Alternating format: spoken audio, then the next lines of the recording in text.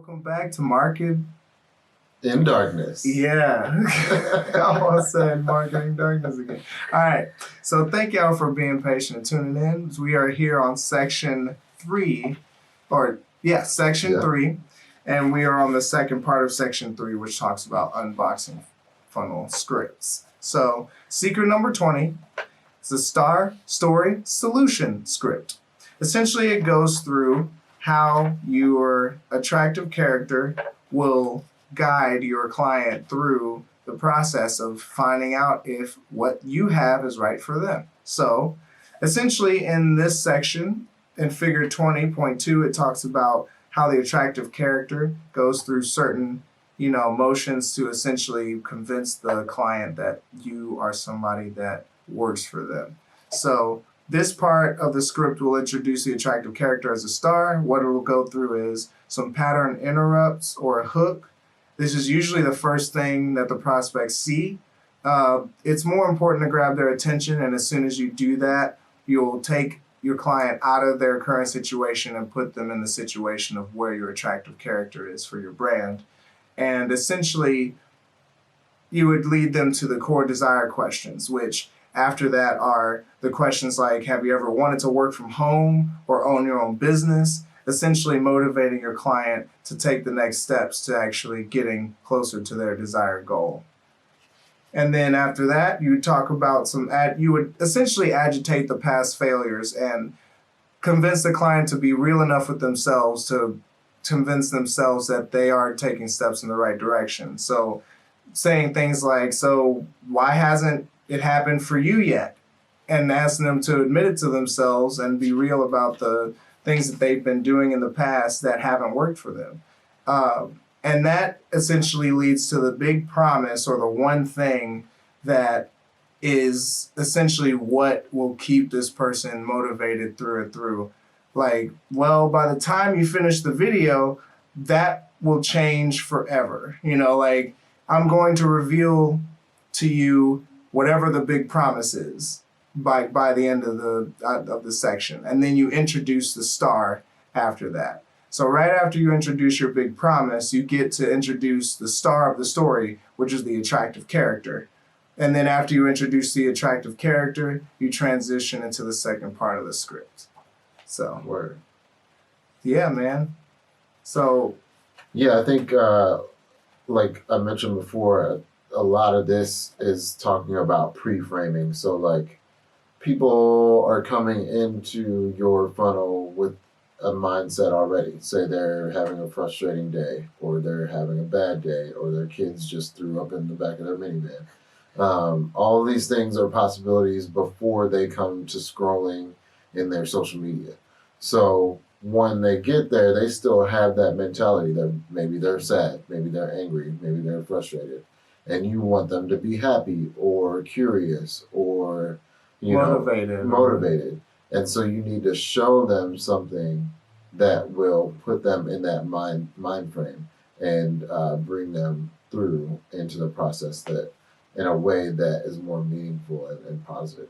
Precisely. And in this section, now it talks about after you reveal who the star is, which is the attractive character, then you reveal the story. So the second part of this script will tell the story that agitates the prospect's problem. So in this part, it's essentially, in the book, it has like a roadmap, but it's really neat. But it essentially goes into the different sections of how the story can be framed to be most effective in, the practices of Russell Brunson. So he essentially illustrates that the high drama section is how you start. And that immediately catches people's attention. Like, as soon as you start a show or see a preview and you see a bunch of action happening, you want to know why it's happening, and you also probably want to know how it ends. So it's like, that's also a good point to start off your client to being introduced to what the story is, to where they can get to where they're trying to go. Like, for instance, in the book it says, I crawled out from under my desk, almost hitting my head as I grabbed the phone. Hello? I muttered. What? Like, why were you on your desk? What? Like, and then the next part is like, "What the f- are you doing?" responded the stranger on the other line. Confused as I asked him what he was talking about, "In the past 6 hours, I have received over 30 spam complaints from your IP address, Russell. You're a spammer, and we're shutting off your internet." What? I was so confused. I got a lump on my stomach as I hung up the phone and realized that I now have to explain to my new wife of just 6 weeks that I'm the reason our internet is shut off. And that's like an example of that Russell gives as to like a problem he came up with while he was on his way through his journey. And he explains essentially how the internet getting cut off meant so much to the family, but it's something that happened due to a hiccup or something in his journey. And that immediately gets some folks to be like, well, how is it that you got the internet shut off, and like what is the reason that like you couldn't prioritize that for your family at the time? Like it's like stuff like that that kind of gives you an idea that you have to struggle a bit before you get what you need out of what you want, and you're obviously going to come to problems. And that's super relatable to people on a daily basis. Like everybody's always trying to do something better for themselves, but there's always something that they can relate to that gets right in their way when they least expect it, So that's what that part of the section covers. And then it goes into the background or the backstory, which is the wall.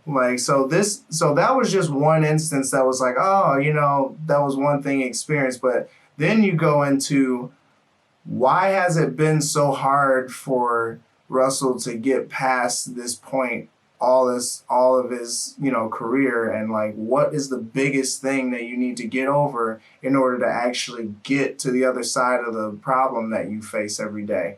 For a lot of people that work out, a lot of the times the wall is actually getting into a routine every day to work out and be consistent. And to overcome that wall, it's not as easy as just going to the gym one day. It's typically after like weeks of going through a bunch of things that you realize, okay, maybe it is good if I wake up earlier and actually give myself time to work out instead of just like working out when I can or just working out when it's convenient. But yeah, like that's an example of like a wall, that you would want to include in your section, in this section of the story. So then it goes to identifying the problem. Now it reveals after you've gone through the wall, you've gone through, okay, these are all the things that have been holding you back all this time. Now we're going to the part where we're addressing some real stuff that is actually things that we need to look at in order to stay on this good path, right? So an example is, after going through that experience, I realized the problem I had wasn't blank, but it was really actually blank. So then you're like, okay, well, now that I've worked out for this amount of time, the reason I didn't do it is just because I was lazy or because, I just couldn't stand the thought of like having to get up at a certain time and I'd rather sleep, just identifying the issues that hold you up. And then after that, the epiphany or the Declaration of Independence is drawn, because after you identify the problem and being real with yourself through this whole process, you essentially come to an agreement with yourself like, okay, well, if I want to maintain this type of lifestyle, I have to continue to have these good habits be in motion. And that's an example. I mean, it can be a few things. It can even be with a business making a certain investment, that is worth more time and effort than any other investments that you've previously made. It could be an array of things. But yeah, they do in this particular paragraph split up epiphany or the declaration. They do put or the declaration, because usually an epiphany is just something that comes to you over time or with an experience, and then a Declaration of Independence is like, hey, I'm actually liberating myself from holding myself back. And then your path to finding the ultimate solution is the next part of the story that they essentially go through. First thing I tried was blank, but then the problem I found was blank. So I tried something different, but nothing seemed to really work until and then it'll be whatever your path to finding the ultimate solution would be. And then the first sign of success, which was usually like a testimonial or like, oh, this is the moment I realized I was doing exactly what I needed to do. And that's when I finally tried blank, and guess what? This time it worked, you know. And then you can even go into the section where it talks about the conspiracy. So you show them, you showed the prospects how you finally realized that the cards were stacked against you from the start, and then you essentially let them know that because they believe it, you need to address this fear through the attractive character story so that it's more relatable. Your attractive character, if your prospect is this far, your attractive character's already been working. So now you refer back to your attractive character and apply that to the story that they are going through.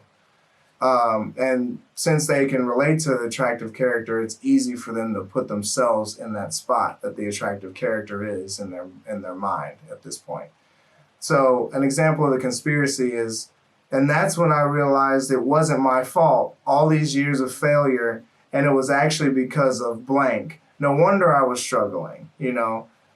It's usually easier to see that type of thing when you can take yourself out of your own situation, or you can apply yourself into someone else's situation, in this case, the attractive character.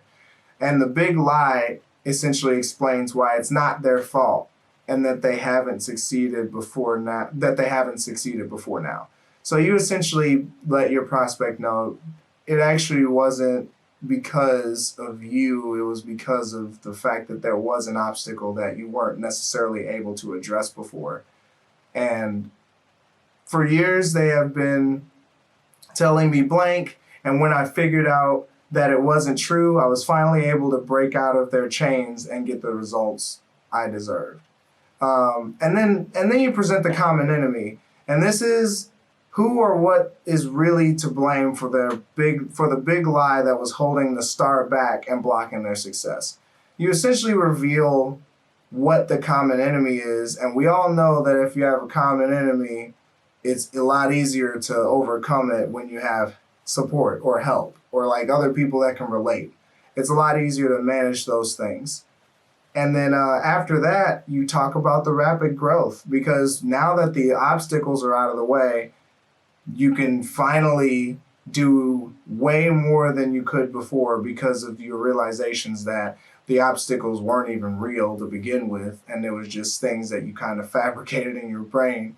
And once that happens, you take the case studies and testimonials and stuff like that, compile them, and essentially an idea of how you can do this is like, but it wasn't just me, take a look at what happened for blank, you know, or whoever else. And then the hidden beliefs is kind of how you wrap it up here, and at least on the story part of it. And you explain the benefits you didn't expect to have the results for. So I didn't realize when I started that not only does it blank, but it also blanks and blanks. So not only is working out for me helping me sleep, but it's also helping me with my breathing. It's also helping me, you know, be able to, you know, run longer or bike longer or do whatever, you know. So that's just a brief example of like the story section of